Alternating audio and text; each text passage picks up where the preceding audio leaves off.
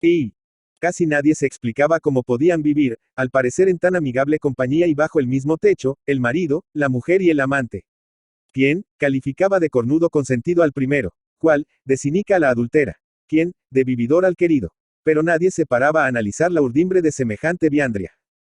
Matilde no casó por amor, ni pizca. Su familia la obligó a matrimoniar con un hombre a quien ella detestaba, a pesar de su dinero. Asistió a la ceremonia nupcial estúpidamente impasible, como si hubiera tomado una gran dosis de bromuro de potasio. Su primera noche conyugal, cierto que la reveló a medias los secretos de la función venerea, pero no los del amor espontáneo y hondo. Fue noche inquisitiva, de husmeo femenino, de curiosidad semejante a la que despierta en un mono la presencia de una serpiente dormida. Los besos y abrazos de aquel hombre no calentaban su sangre por venir de quien venían, sino por ser meros estímulos carnales, exentos de toda ilusión. Joven, virgen y ardiente, se estremecía como la hoja en el árbol con aquellas sensaciones, sin saber por qué. Grito del despertar inconsciente de la naturaleza. Ella misma se torturaba, dirigiéndose todo linaje de reproches, porque no comprendía cómo, aborreciéndole tanto, pudo dar suelta a su espasmo independientemente de la voluntad. Se avergonzaba de no haber sabido resistir a tiempo. Luego trataba de consolarse a sí misma, buscando en aquel macho gordo y antipático, impuesto por la pobreza, algo que justificase su debilidad fisiológica. Le anatomizaba con los ojos de arriba abajo, le oteaba en las pupilas a fin de hallar un rayo de luz que encendiese su espíritu. En aquellos ojos no había matices, ni revelaban dulzura, ni energía, ni bondad, ni perfidia, ni franqueza, ni reservas mentales. Eran unos ojos de vaca, grandes y lacrimosos, cuya ausencia de expresión movía a suponer que estaban encajados en las cuencas sin relación alguna con el cerebro. Sin embargo, Zacarías no era del todo estúpido. Su educación clerical le había acostumbrado al disimulo y a cierta desconfianza maliciosa del labriego. La primera noche, mientras se desnudaba muy despacio, endilgó a Matilde un modo de sermón de Cuaresma, lleno de lugares comunes, sobre la trascendencia moral del matrimonio. La impresión que en ella produjo fue la de casarse con un cura. En su casa no había oído otra cosa de labios de su madre, y estaba aburrida de pinturas infernales, de castigos eternos con que a cada traque la amenazaba por lo más fútil.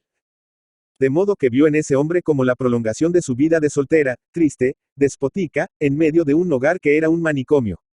El padre trataba a puntapiés a la madre que se desquitaba colmándole de improperios.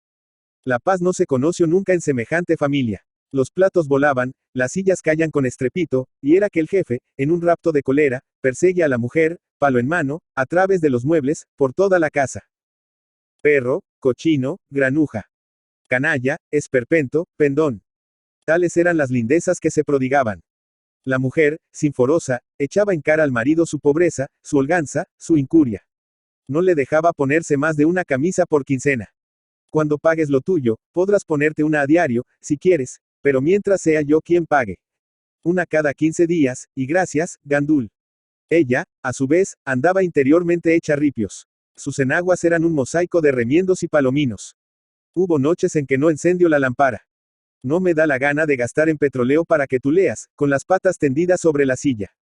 ¿Quieres luz? Trae al gato y que te alumbre con los ojos. Perro. Bartolo, que así se llamaba, se quedaba en la obscuridad o encendía un cabo de vela, que a poco se derretía, mientras Sinforosa se encerraba en su cuarto con los hijos. Esto es inicuo, ruge a Bartolo, así que se apagaba la vela, dando patadas como un mulo cerrero contra la puerta. Abre o la echo abajo. Atrévete, perro, y llamo al guardia. Otras veces, en que la tormenta comenzaba por la mañana, le decía, hoy no te doy de almorzar. Vete a la calle. Las bofetadas y los insultos llovían. Pero el hombre se quedaba sin almorzar, porque Sinforosa, enérgica y tenaz, si las hubo, no cedía, ni a 3 tirones. Los vecinos se quejaban al propietario, y Bartolo, avergonzado, se disculpaba alegando que su mujer era una histérica. En mala hora. Histérica, todo lo compones con eso. Bueno, yo seré histérica, pero tú eres un mantenido. Te enteras, pipata. No tengo instintos criminales, reflexionaba él, porque cuando no estrangulo a esta tía. Cuando salía a la calle, los vecinos se asomaban al balcón, señalándole con el dedo. La portera se había encargado de propalar por el barrio su deshonra. Y lo peor no era eso, sino que, los que no estaban en el ajo, le miraban con malos ojos porque vapuleaba a su mujer. Le habían dejado cesante, y por mucho que perseguía a los ministros, con cartas y visitas, no lograba que le repusieran en su destino. Sinforosa tenía algo, lo bastante para vivir todos modestamente, sin angustia. Pero como era mutacaña, roñosa, decía Bartolo, cada céntimo que desembolsaba, la dolía como si la arrancasen una muela. Así fue que despidió a la criada, encargándose ella de todos los quehaceres de la casa, la cocina inclusive. Iba a la compra, guisaba, barria, porque hacendosa lo era, aunque a regañadientes. Su gran placer consistía en romper, a fin de año, una alcancía donde iba echando lo que ahorraba de velas, carbón y cerillas. El mismo Bartolo se maravillaba de la cantidad de pesetas acumulada. Esos ahorros los unía a otros ahorros que depositaba en el banco, y al cabo de algún tiempo los colocaba a respetable interés. El ahorro llegó a ser en ella una enfermedad. No tomaba un tranvía así tuviese que andar leguas, ni se compraba zapatos. Así es que los llevaba con los tacones torcidos y las suelas hechas añicos. No encendía la chimenea durante el invierno, sin un mal brasero que a lo mejor se apagaba, difundiendo por la sala un tufo insoportable. Tocaban a la puerta. Oye, Bartolo, el lechero. Anda, paga la cuenta. Pero que has de pagar, granuja. Te la tomarás, eso sí. Bartolo no respondía. Pedirle dinero a él era como pedirle pelos a un calvo. Pero, ¿por qué? Gritaba Sinforosa, sin preocuparse del lechero, he de mantener yo a este badulaque. ¿Por qué? Y casi lloraba de rabia. No seas cruel, mamá, objetaba Matilde. ¿A ti quién te mete? A callar. Llegó un verano y con la mayor frescura le dijo. Oye, nosotras nos vamos al sardinero. Tú te quedas cuidando la casa. Te dejaré para que comas, a los chicos les conviene el aire del mar. Y a mí, no, y rugia y blasfemaba. Pero Sinforosa triunfaba siempre. Ejercía sobre él un dominio sugestivo del que no lograba emanciparse ni con gritos ni con golpes. Al contrario, los golpes la exasperaban más, acrecentando su odio. Cobarde, me pegas porque soy mujer. ¿A que no te atreves con los hombres? Cobarde. Cuando Bartolo, aturdido por el chaparrón de contumelias, se refugiaba en su cuarto, como quien huye de un perro rabioso, ella, a través del ojo de la cerradura, continuaba vomitándole, con morbido ensañamiento, las calumnias más horribles. Ladrón, asesino, cobarde, mantenido, chulo.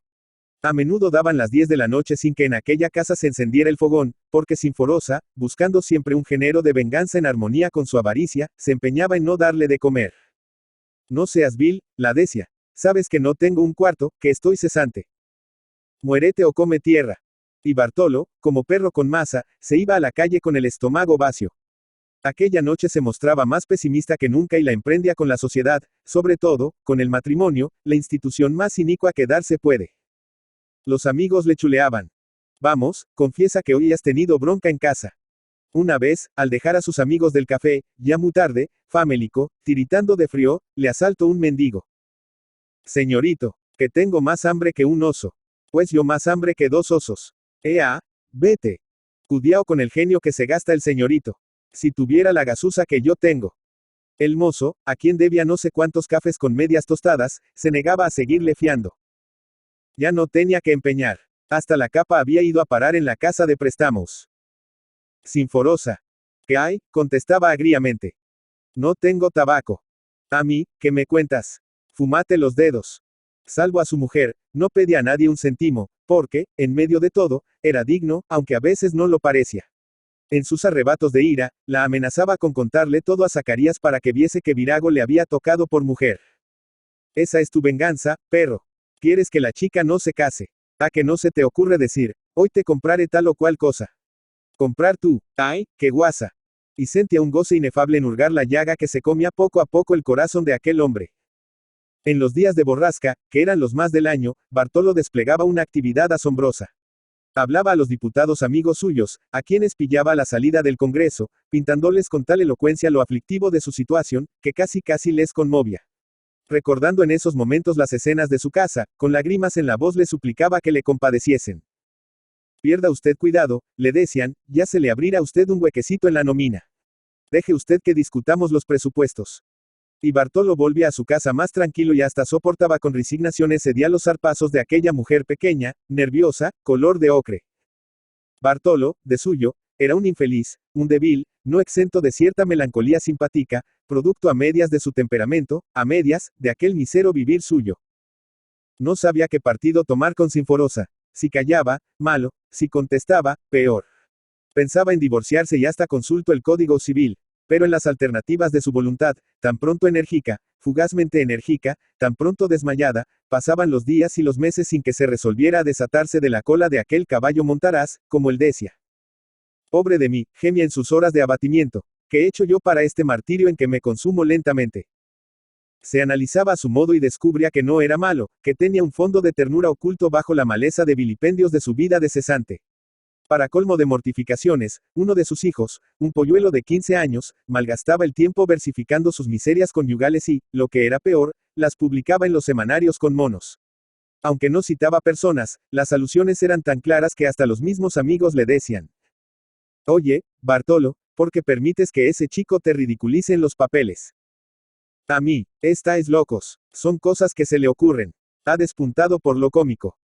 El chico, que no era tonto, copiaba lo que veía y hasta rimaba las chuletas de cartón, piedra que se comían en su casa. Verdad es que el respeto no se conocía en aquel hogar donde los hermanos también andaban siempre a la greña. Se pegaban, se ridiculizaban con motes ofensivos, se denunciaban mutuamente, por una futeza. La más pequeña amenazaba a la mayor con contarle al padre que tenía novio con quien hablaba por señas desde el balcón, si no la daba una cinta, un pañuelo o cosa por el estilo. El mal ejemplo les había pervertido, y en la anarquía moral en que vivían, oyendo las acusaciones más abominables, las calumnias más corrosivas, la herencia patológica encontró ambiente favorable para desenvolverse sin obstáculo. Matilde era, sin duda, lo mejor de la casa. Nació en época relativamente tranquila, engendrada por el amor, a la inversa del último que tenía 6 años y apenas hablaba y andaba casi siempre por debajo de las camas, solazándose en precoces depravaciones sexuales. ¿Qué haces ahí, gorrino?, le gritaba la madre, sacándole por una oreja y acribillándole a coscorrones. El niño lloraba horas enteras con llanto monótono, sin que nada pudiese consolarle. Ese niño está enfermo, dijo a Sinforosa una amiga. ¿Qué ha de estar enfermo? Mala crianza, créame usted. Matilde no logró contaminarse del fanatismo de la madre que, luego de cada pelaza, se iba a la iglesia.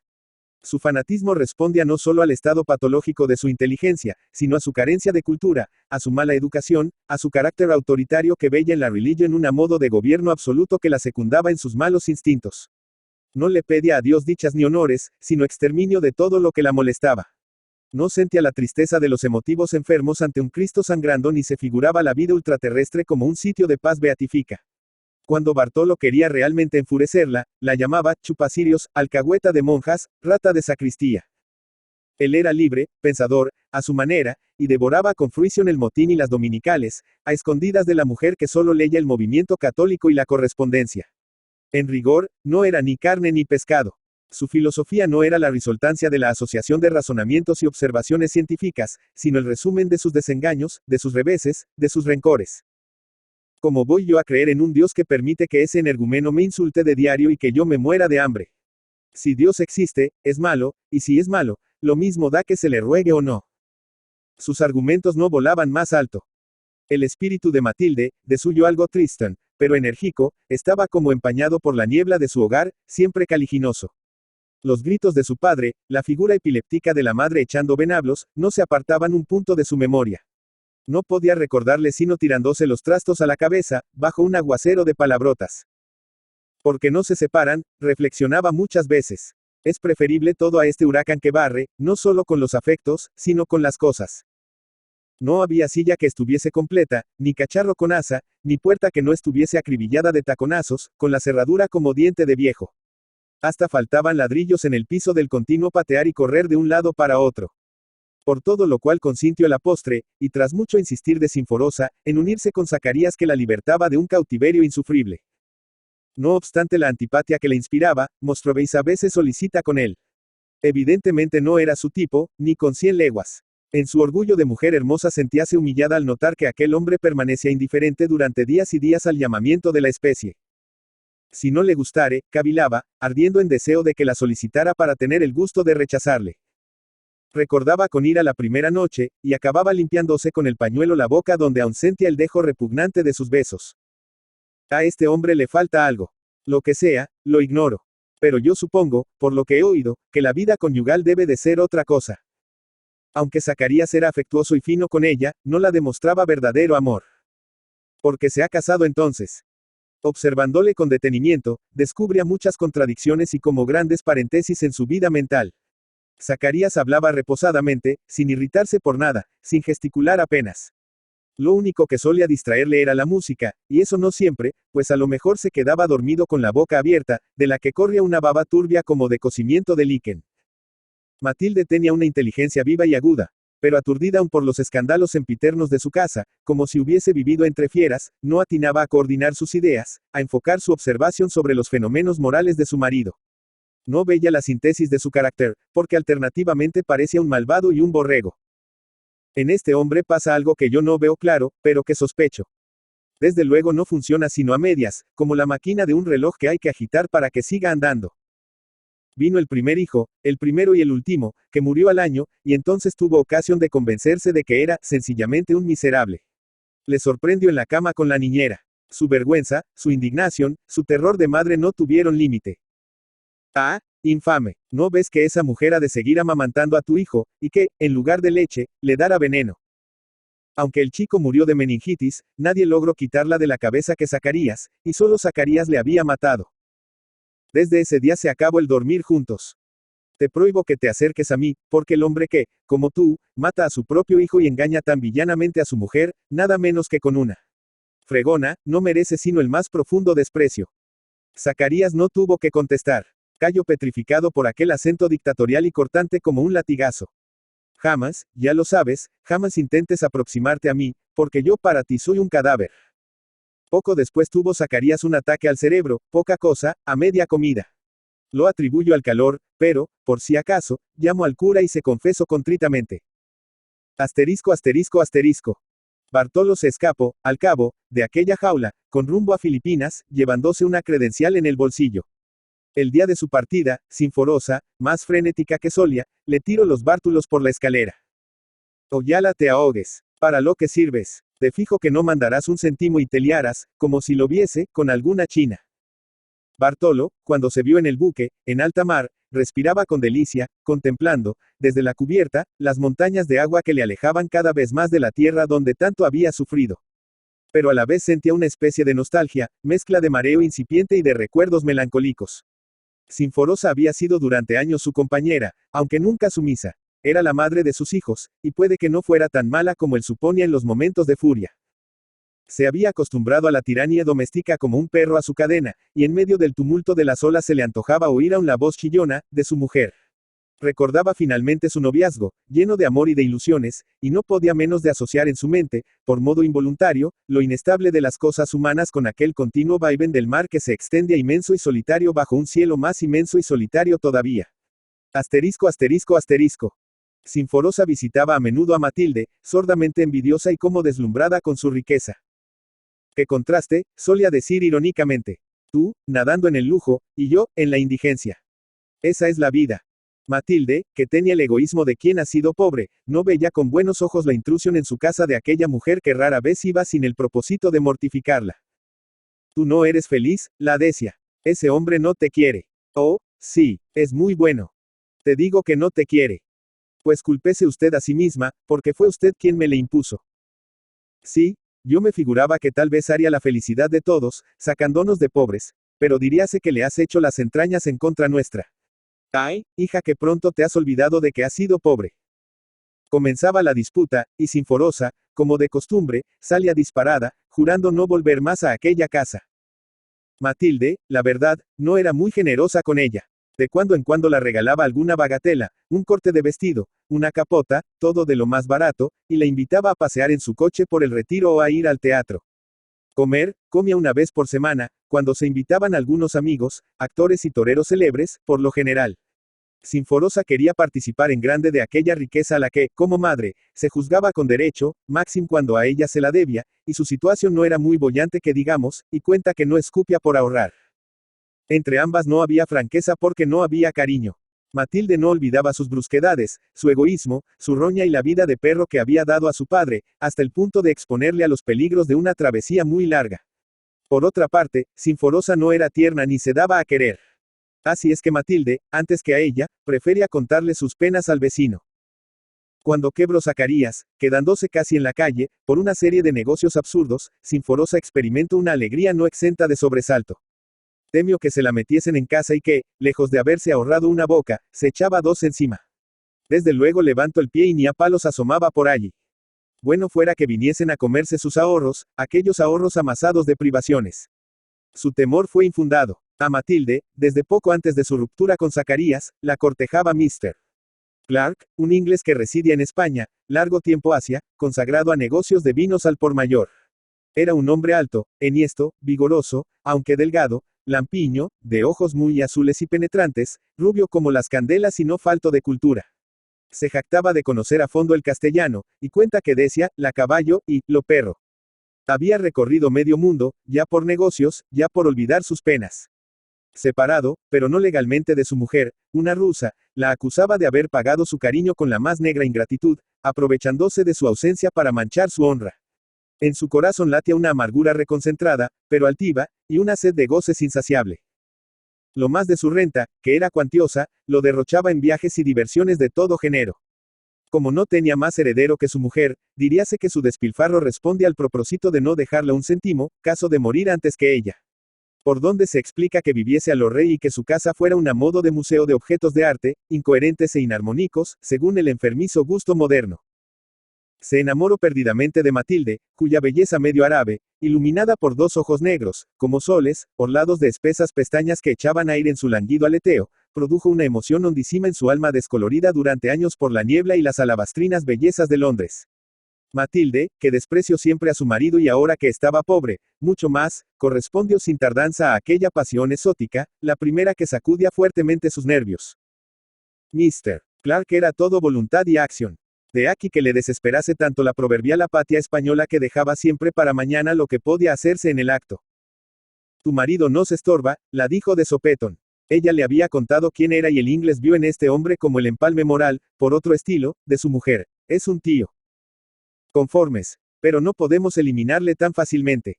Se me ocurre una idea. Proponerle lo siguiente, que se vaya o que se quede. Si se va, le fijaré una mesada para que viva. Si se queda como criado. Le emplearé en cobrar algunas cuentas, porque para otra cosa no sirve, pero tiene que renunciar a ti de por vida.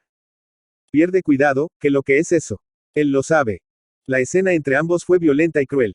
Aunque en Zacarías el sentido moral estaba atrofiado, la proposición humillante del inglés le produjo asombro, miedo y cierta apagada cólera. Esa mujer me gusta, la amo y me ama. Si te opones, te pego un tiro. Y su voz era tan vibrante y su gesto tan imperativo, que Zacarías entró por todo. Fue un caso de sugestión súbita. Los ojos azules y duros de Clark se le figuraban dos floretes que le penetraban muy adentro, paralizando la circulación de su sangre. No podía mirarlos de frente y a menudo bajaba los suyos como perro a quien regaña a su amo. Aquel mismo tuteo lacayuno contribuyó a la abdicación de su personalidad amorfa. Sintió algo así como si al bajar una escalera, perdiendo el ritmo, saltara 2 o 3 peldaños. Matilde no presenció la escena, pero se la imaginaba, conociendo, como conocía, el carácter autocrático del sajón y la poquedad de ánimo de Zacarías. Al principio lo deploró con vergüenza, porque al cabo se trataba de su marido, del hombre a quien había dado la flor de su juventud. Mr. Clark vivía con el matrimonio, a cuya casa se trasladó con mobiliario y todo, por ser más espaciosa que la suya. A Zacarías le daban un tanto por ciento de los recibos cobrados y le trajeaban en sastrerías baratas de la calle de la Cruz. A la postre hubo de quitársele el empleo, porque no solo no rendía las cuentas en regla, sino que trataba de desacreditar el vino de la casa, diciendo que contenía palo de Campeche y otras sustancias nocivas. Siempre añascaba algo y cierta vez falsificó un recibo, cuyo importe se guardó tan fresco. Mr. Clark se encerró con él en un cuarto, y desde fuera se oían los bofetones del uno y las súplicas del otro. No te denuncio a la policía por lástima, miserable. Zacarías era muy aficionado a golosinas y casi siempre se le veía comiendo bombones caramelos.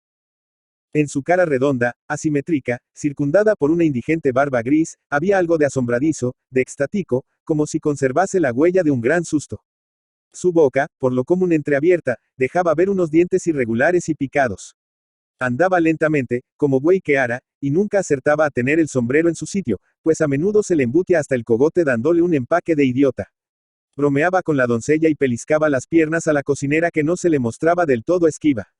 Chismoso y embustero, raro el día en que no contaba, de sobremesa, algún sucedido imaginario. Los convidados reían. Mostraba una predilección señaladísima por las criadas de servir, cuyo olor a sudor acre excitaba su apetito genital. Poco le importaba que fuesen viejas o jóvenes con tal que oliesen de un cierto modo. En el prado se le sorprendía, ya anochecido, charlando en un banco con mujeres astrosas y feas, con quien gastaba todo género de cumplidos. Muchas veces, mientras comían, Mr. Clark le miraba, como sorprendido de que aquello fuese un hombre. Zacarías, al notarlo, bajaba, como de costumbre, los ojos, clavándolos en el plato. Angustiaba ver la insistencia de aquellos ojos fijos, reveladores de una voluntad indomable, y la aflicción de aquellos otros ojos que no sabían dónde meterse huyendo del influjo fascinador que les perseguía como un remordimiento. Zacarías se vengaba infantil y rastreramente de las vejaciones de que era objeto. Cierta ocasión echó en la sopa unas píldoras de ruibarbo, de suerte que nadie pudo tomarla. Se culpó a la cocinera, que se defendió alegando que la sopa era excelente, que antes de mandarla a la mesa la había probado no habiendo advertido en ella sabor alguno desagradable. Clark guardó la sopera bajo llave. Mañana lo sabremos, dijo clavando una mirada acusadora en Zacarías que guardaba un silencio de muerte. Al día siguiente se encerró en un cuarto con él, como solía en casos análogos. Trajo la sopera y se la puso delante. ¿Con qué has querido envenenarnos, Yo, Mr. Clark. Sí, tú, canalla.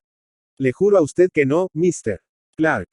Bueno, escoge, o te la tomas ahora mismo y con eso me pruebas que no tiene nada, o la mando al laboratorio municipal y te denuncio por envenenador. Pero Mr. Clark. Nada, escoge. Zacarías, de rodillas, juraba y perjuraba que él no había sido, mientras Clark repetía con laconismo desesperante. Escoge, o te la tomas o te denuncio. No puedo más, decía entre vascas de muerte. No me importa, ha de ser toda. Y el muy gaznapiro se tragó hasta las heces aquel caldo coagulado y frío que excedió en sus efectos al vomitivo más fulminante. Tuvo que guardar cama durante días. Castigos de igual índole se los impone a menudo, entablándose entre ambos una especie de lucha incruenta en que el uno gozaba y el otro sufría, o en que tal vez los dos gozaban extrañamente. Zacarías iba con el soplo a Sinforosa, que comentaba con ira la conducta infame de Clark, a quien no podía ver ni en pintura, porque la puso en la puerta de la calle tan pronto como descubrió quién era. Señora, a mí no me viene usted con musicas. Esta es mi casa y aquí mando yo. Con que ya usted sabe. Sinforosa se había encontrado con la horma de su zapato. Ni recados ni cartitas ablandaron a Clark. Ya he dicho, repetía, que no quiero a esa mujer en casa. Con que es inútil cuanto pretenda. En sus diálogos con Zacarías, Sinforosa se explayaba. Esa no es mi hija. ¿A quién ha salido así? Porque yo tendré el genio levantisco, pero a honrada no hay quien me gane, y su padre. Su padre, puede que haya salido a su padre. Vea usted. ¿Qué quiere usted, amiga? La falta de religión. Esa es la madre del cordero. Conformes. Pero, amigo, yo no sé para qué le sirven a usted los calzones. Yo que usted, a palos barria con el forastero ese. Porque mire usted que el escándalo no puede ser mayor. Sí, sí, replicaba tímidamente Zacarías. Apalear el a quien le metía con una sola mirada debajo de la mesa. Por de contado que, con una astucia que desconcertaba, ponía empeño especial en pintarse como un mártir inocente. No contaba sus pequeñeces, su lujuria abominable con las sirvientas, ni sus hurtos.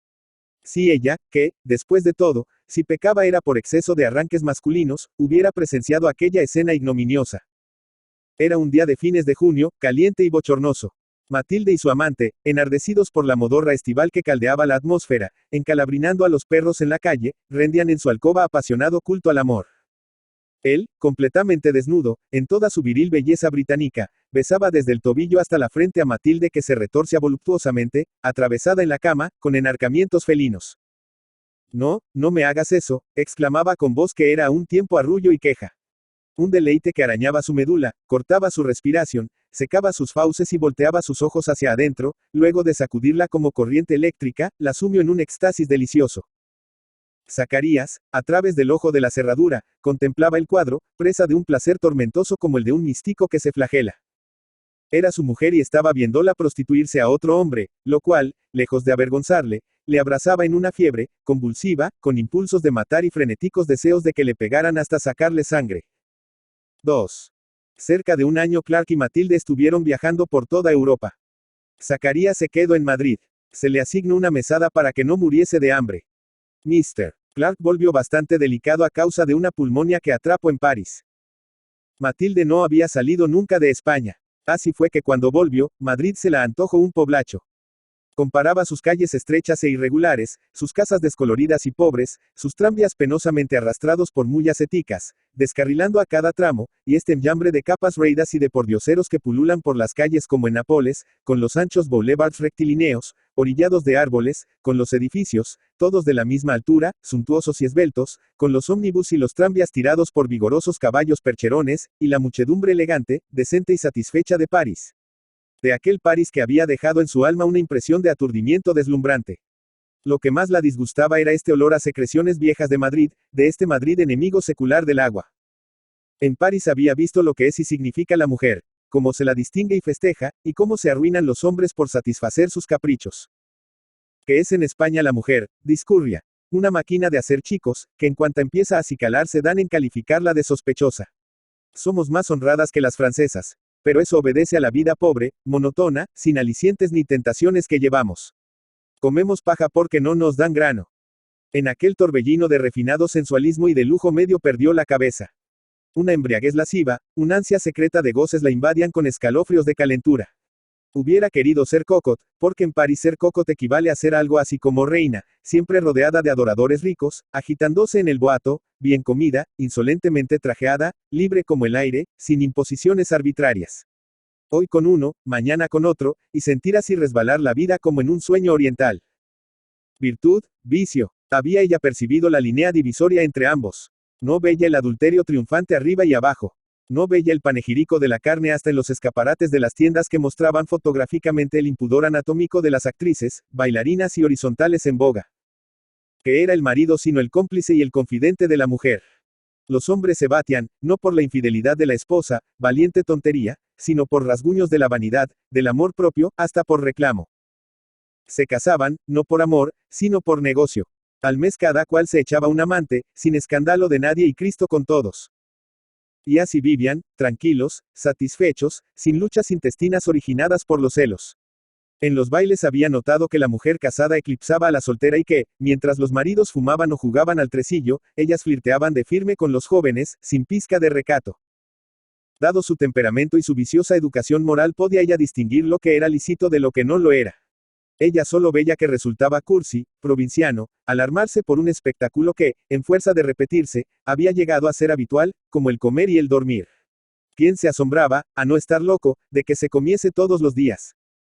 Matilde había conocido la estrechez y no olvidaba las amarguras de su hogar del que salió como de un barco que se hunde. ¿Qué maximas de buena conducta le inculcó su madre? No la había casado con Zacarías por el dinero. ¿A qué tradición veneranda tenía ella que rendir culto? ¿Qué había sido su vida conyugal? Y en el curso de sus reflexiones se sentía muy sola, sin afectos hondos capaces de encadenarla de por vida. Era libre, podía hacer lo que se la antojase, puesto que había roto abiertamente con la sociedad, abofeteándola en su hipocresía con el descoco de sus amores ilícitos. Mientras Clark estuvo enfermo, ella bajaba algunas tardes al salón de lectura del Grand Hotel donde vivían.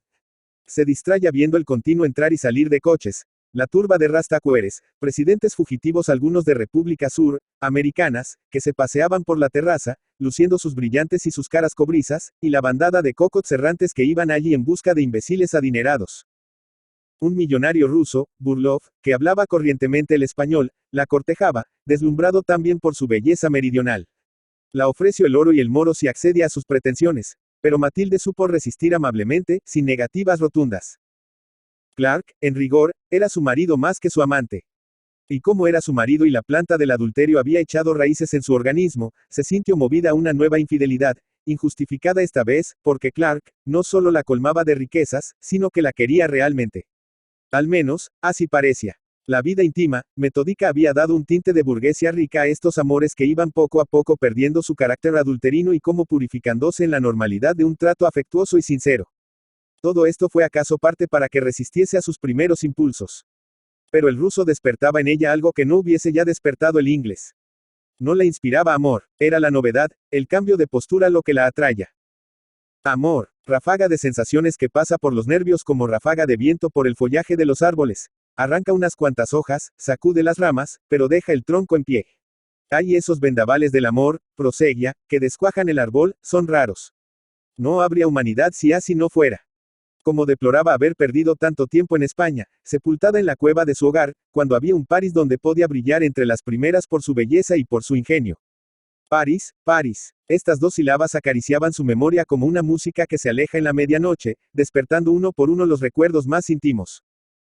Como carecia de cultura y aficiones estéticas, pasó por Italia al modo de un pájaro.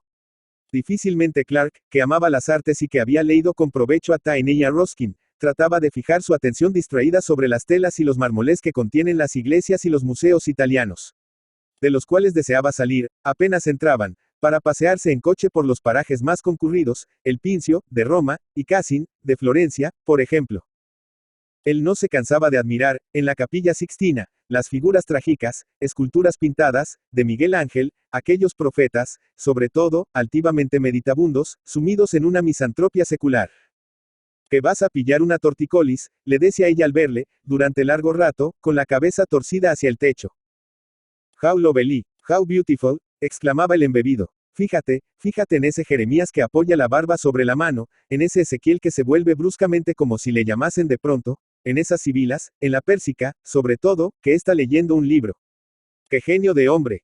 Clark admiraba lo vigoroso, lo masculino. Los lienzos del Tintoretto, el artista incomparable del Escorzo, de los tonos sombríos y tormentosos como su vida. El Perseo, de Cellini, musculoso, tal vez demasiado de pantorrillas, pero expresivo, con el pie plantado sobre el cuerpo que se retuerce, y la cabeza de la víctima, erizada de serpientes, en una mano, separada del tronco que arroja la sangre a borbotones. El Moisés, de Miguel Ángel, con su barba funicular, que parece que va a levantarse para apostrofar a todo un pueblo.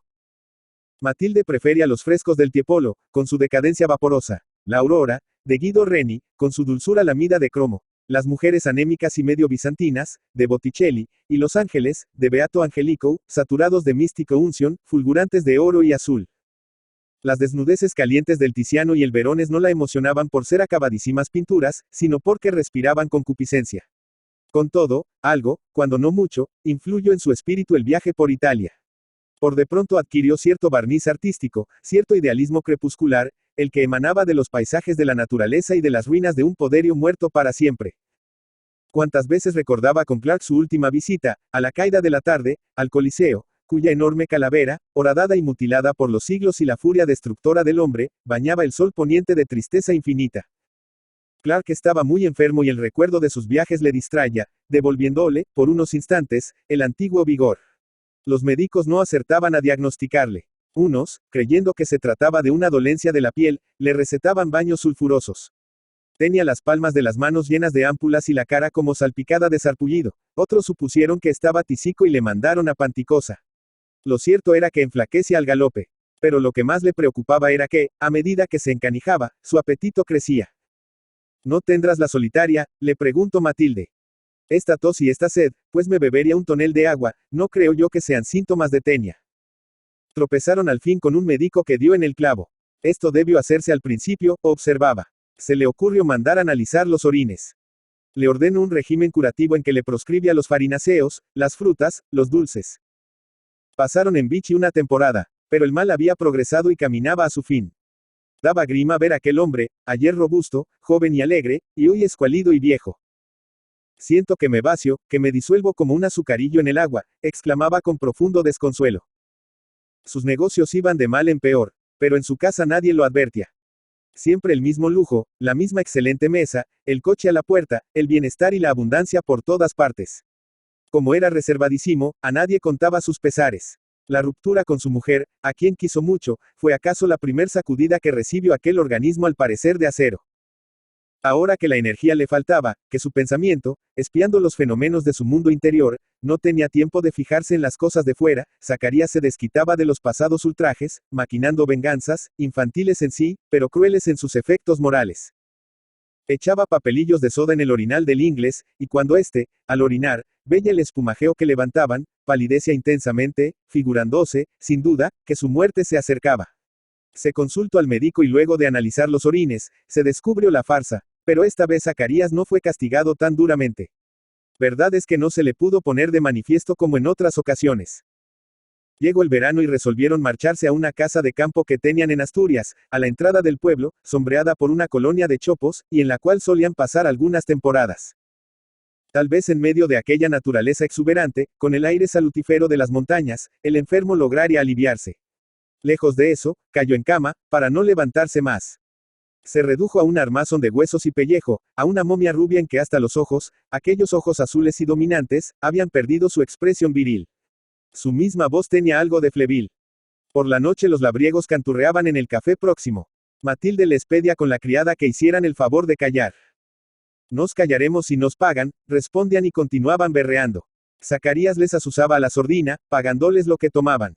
En el pueblo nadie olvidaba la altanería de Clark, y, si mientras vivió le aguantaron gracias a su largueza y a sus puños, ahora que el árbol estaba caído, todos pretendían hacer leña de él. Aquel lío, como le llamaban, era un puntapié a las gentes honradas del país. No hay como tener dinero, decían, para ciscarse en la humanidad.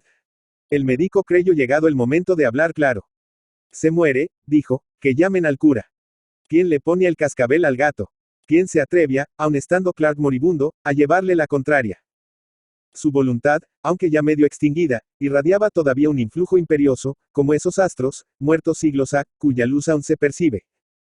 Él no era creyente, en punto a lo suprasensible, pensaba como Spencer y no ocultó nunca su antipatía clerical. Él, tan inteligente y cauteloso, abrir su pecho a un clérigo rural, modelo de ignorancia y grosería. Además, ¿qué consuelo espiritual podía prestarle aquel campesino de teja, coloradote y gordo, sin pizca de idealismo y casi analfabético? Si no se confiesa, no le entierro, gruñía. Al vado o a la puente. Matilde, que estaba sola, quizá más sola que nunca, temiendo un conflicto y angustiada por dejar morir al hombre a quien quería sin los auxilios religiosos, apoyaba en sus pretensiones al eclesiástico, pero no sabía cómo proponerle a Clark, en trance tan doloroso, lo que estaba segura que no había de aceptar.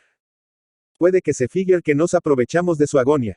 Con todo, entró en su cuarto, dispuesta a tantearle. ¿Acaso se decida? Tal vez haya mudado de pensamiento. No sería el primer caso. Se detuvo sigilosamente a la puerta. Clark, tendido boca arriba, inmóvil, diríase que dialogaba consigo mismo. To be or not to be. To die, to sleep. To sleep. Matilde no entendió palabra. Delira, pensó. Pero al verla, con tono cariñoso la dijo.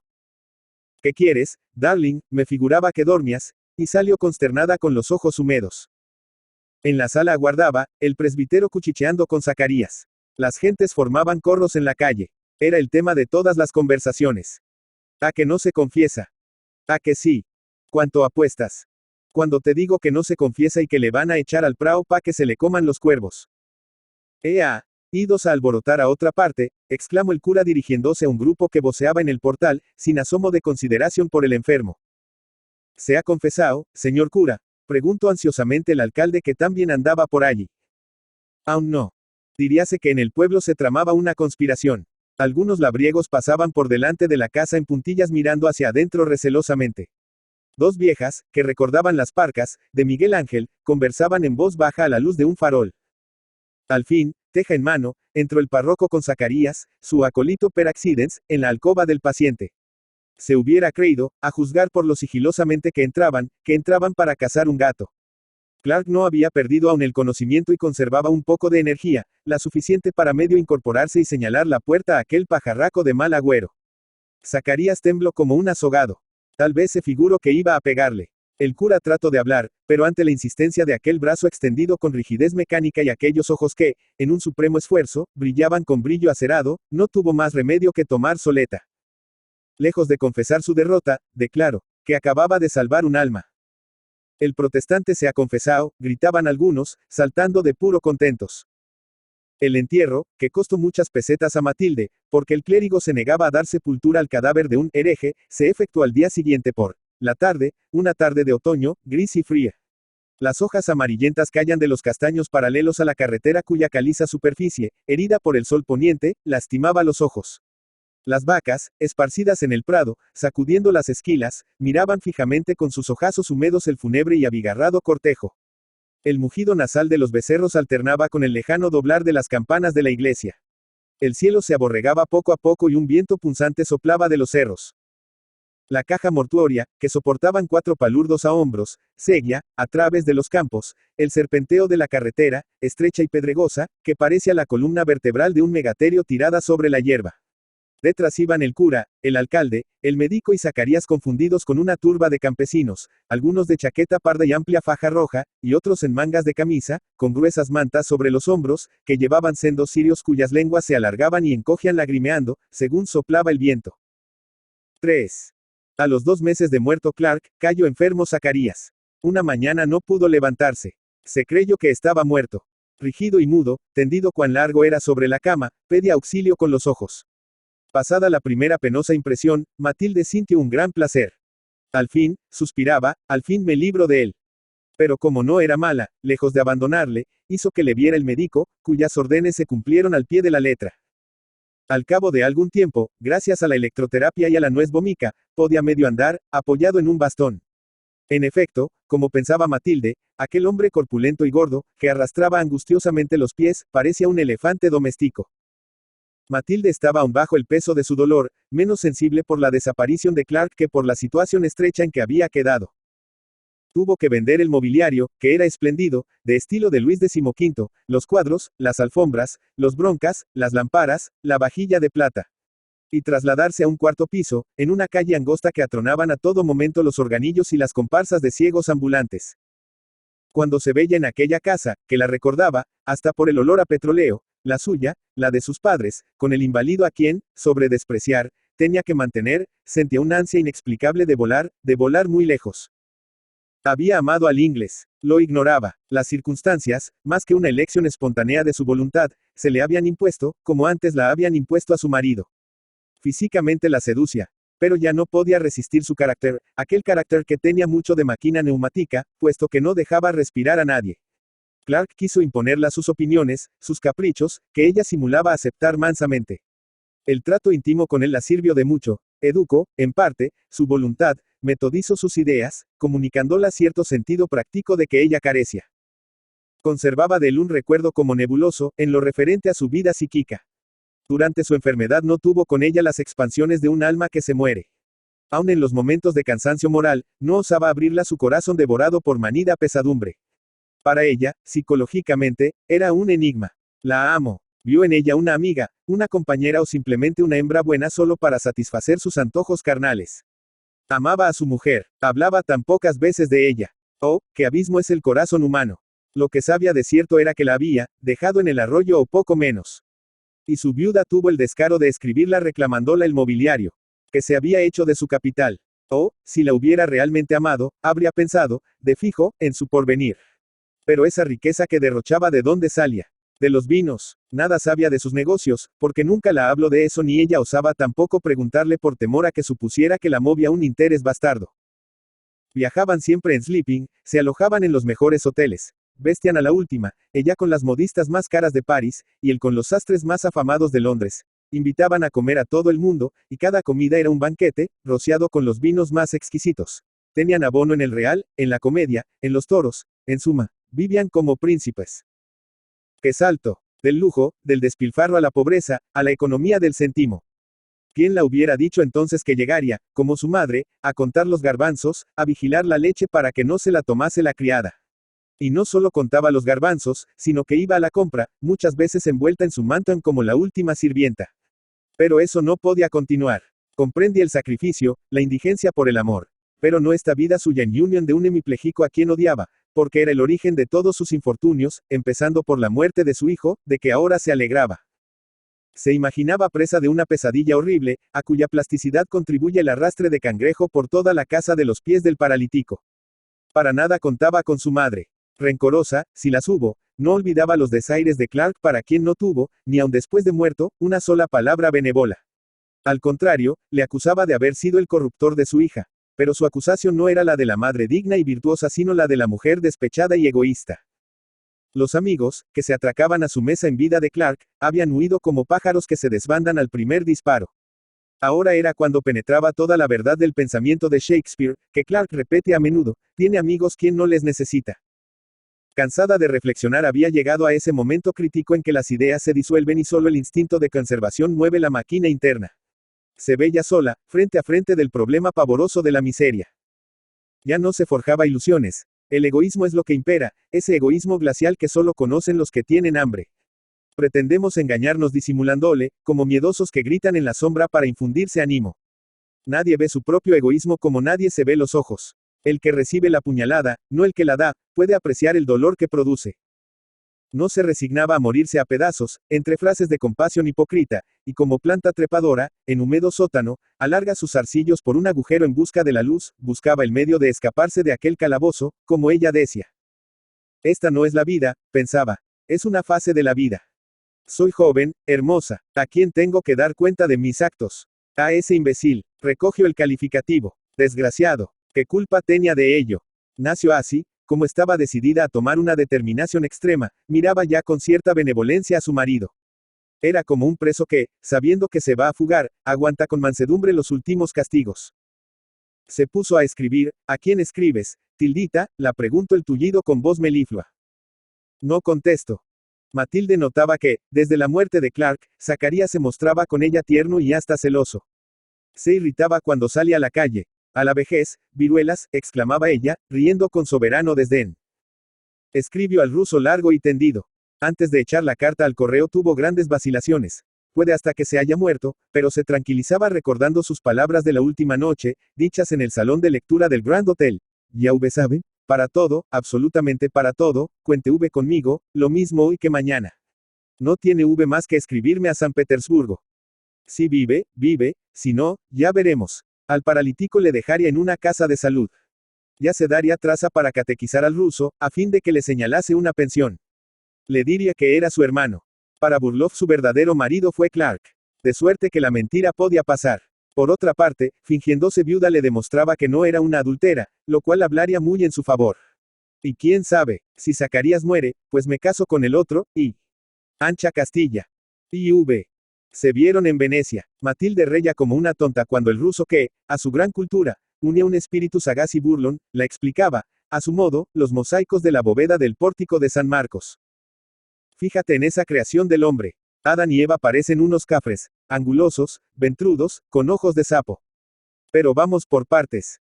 Primero Adán está dormido. Dios, que semeja un muñeco de mazapans, le va a sacar a Eva de una costilla. Nadie lo diría. Lo que en rigor parece es que Adán le ha pedido que le despierte temprano, y Dios le llama tocándole en el vientre. El chocolate, señorito. Segundo, Dios ha creado a Eva. La tiene por una mano y con la otra la manosea un hombro. ¿Quién no se figura que se trata de una sesión de masaje? Tercero, Adán y Eva en el paraíso. Parece que se están diciendo, ¿por dónde vamos? Adán añade, oye, creo que por aquí está la salida. Cuarto, Adán, Eva y otra mujer, que no sé quién es, acaso la misma Eva, ni de dónde ha salido. Puede que la hayan encontrado en el camino y que les esté indicando por dónde deben tomar. Quinto, Adán y Eva con sendas hojas de parra que se sujetan contra el vientre. Diríase que les duele, pero fíjate, lo chistoso está en que no se han mirado hasta ahora una sola vez a la cara ni para darse los buenos días. Están de monos, no te quepa duda. Sexto, de Dios, como un portero malhumorado, les arroja del paraíso. Adán huye con la mano izquierda sobre el vientre, como si hubiera robado unas frutas que tratase de ocultar. Eva tiene un brazo levantado y parece que está diciendo, bueno, hombre, ya nos vamos. Basta de conversación. Séptimo, Adán y Eva, siempre malos del estómago, comparecen ante el partero que acaba de echarles. Eva, con los dedos eréctiles, como quien saca una cuenta. Hemos estado en el paraíso una semana solamente, a razón de 6 pesetas por día. También se les puede confundir con unos volatineros llevados ante el alcalde del pueblo por no haber cumplido con lo anunciado en el programa. Octavo, Dios, o el portero, aparece en un trono o sillón, la cosa no está clara. Adán y Eva, cada uno de un lado, de rodillas, con los brazos tiesos hacia abajo y las manos abiertas, como si fueran a echarse a nadar en un río. Noveno, aparecen vestidos, con ropa hecha, barata. Al llegar aquí, Matilde se acordó con lástima de Zacarías. A Eva no la coge la camisa, sin duda faltó tela. Estos mosaicos son del siglo X y XV. De suerte que hay que ser benevolo, añadió el ruso, saliendo del atrio hacia la plaza, donde unas cuantas inglesas con canotier se entretenían en dar de comer en la mano a una bandada de palomas. En Rávena, continuó, los hay más antiguos, del siglo V, como el del mausoleo de Gaia Placidia. No es esta la primera vez que vienes a Venecia, ¿verdad? Hace 2 años que estuve, pero como una ve tantas cosas. Mi pobre marido me lo explicó todo. Mira, esto es bizantino, esto gótico, me decía. ¿Has visto las iglesias? Siguió preguntando el ruso sin prestar atención a las últimas palabras de Matilde. Sí, algunas. Tenemos que verlas todas. Ah, ya verás qué pinturas. ¿Conoces la célebre Madonna de Giovanni Bellini, que está en la iglesia de los Frari? No sé, no me acuerdo. No, no la has visto.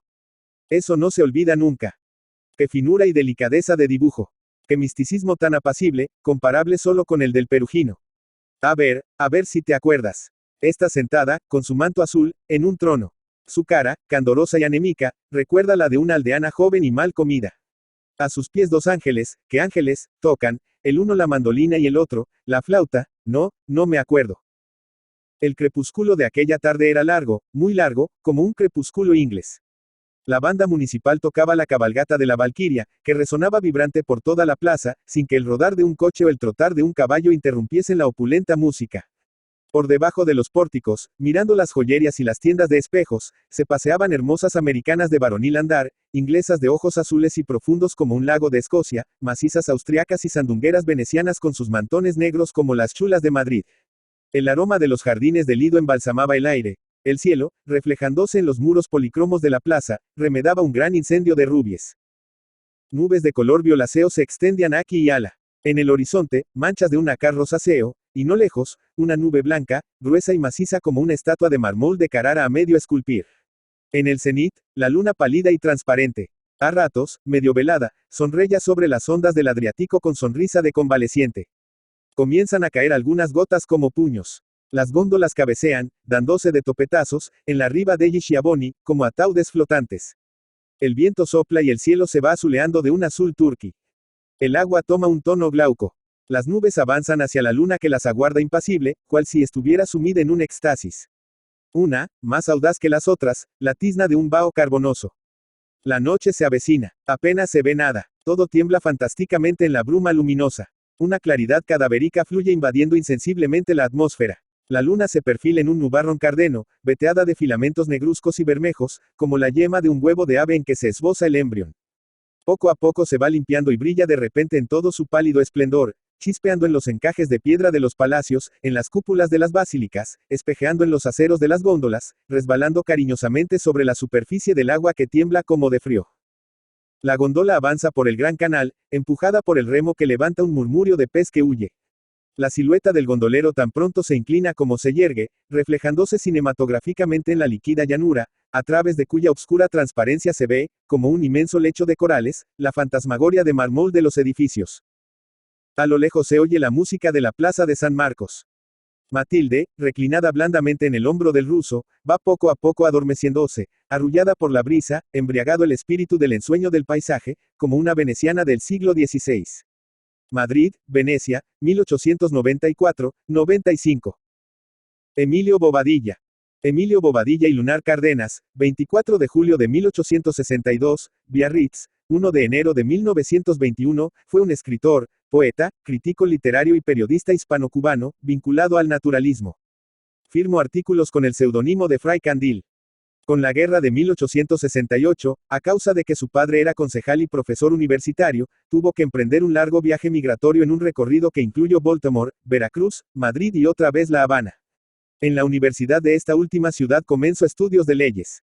Comenzó a colaborar en El Amigo del País. Fue director de los semanarios satíricos El Epigrama, 1883, y El Carnaval, 1886, donde hizo famoso el seudónimo de Fray Candil.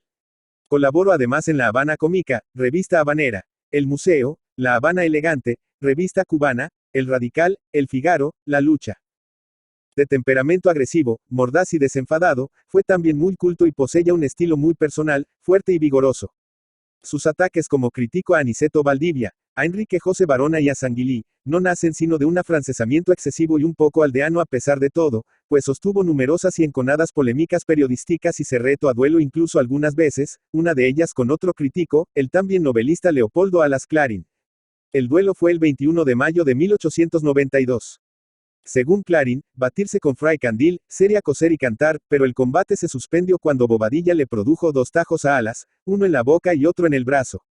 Se cuenta que, al terminar, Bobadilla cantaba. Ante la recriminación de un asistente la respuesta de Fray Candil fue: el pronóstico de Clarín se ha cumplido, a él lo están cosiendo, mientras yo canto.